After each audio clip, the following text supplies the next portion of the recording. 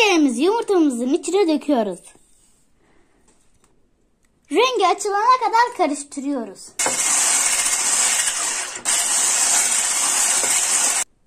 Sıvı yağ ve sütümüzü döküyoruz.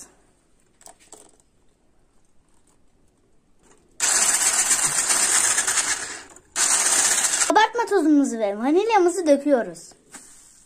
Ve kakaomuzu da ekliyoruz. Bunu yavaş yavaş ekliyoruz. Ekliyoruz.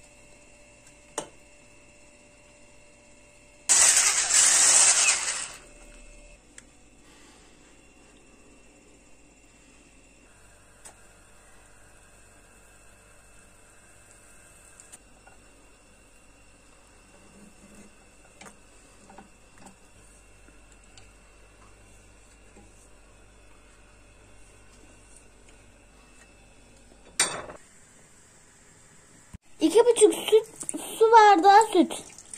Yarım çay bardağı şeker. Şimdi süt dökülmüş. 1 adet vanilya.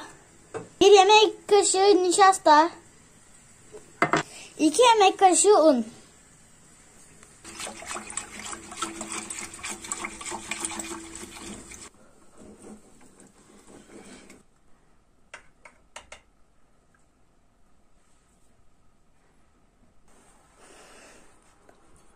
Kremamızı 2 kek arasına koyuyoruz.